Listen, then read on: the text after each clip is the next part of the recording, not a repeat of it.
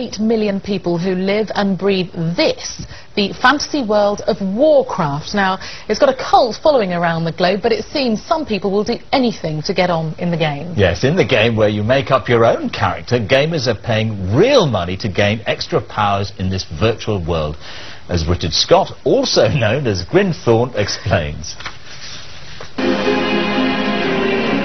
This is a world that most people never see. But more than 8 million people around the globe come here on a regular basis, paying tens of millions of pounds a month for the privilege. Now, each of these characters that you can see here is being controlled by real people from different countries all around the world. And they're all cooperating or fighting with each other in order to get ahead. And it's that competition which is causing controversy. In order to be successful in the game, you need better equipment for your character. But to buy this equipment, you need in-game money.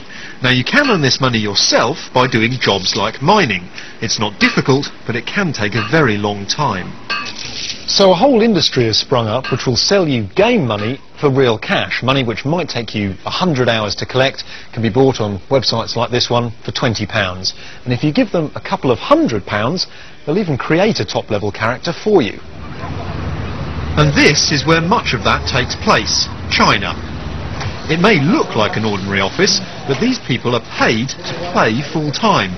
The in-game money they earn is then sold to Western players. World of Warcraft is very hot now. In the gold farming studio, some of us play for 12 hours a day. Many players want to improve their characters themselves, but they don't have the time.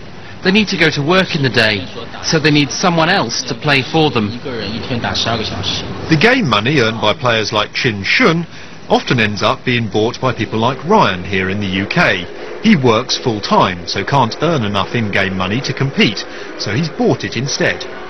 I have a life outside of the game that certainly is a lot more important, so the few precious hours I do get to play on my game, I don't want to spend doing the same thing over and over again to get in-game money when I could just buy that and do the stuff in-game that I actually enjoy. But is this actually cheating? Many in the gaming community, including the game's creators, think it is. It's like in the real world. In the real world there are people that try to cheat, and last month alone we banned 100,000 accounts for illegal gold trading or cheating in the game. And it's very important for us to keep a fair gaming environment. But there's no sign any of this is putting off gamers. Thousands turned up at midnight in London earlier this year when new features of the game were launched. For gamers who work, it'll always be easier to buy their way into another world than to find time for two lives. Richard Scott, BBC News, in the world of Warcraft. Forever now known as Grinthorne. Well, now for the weather in the real world with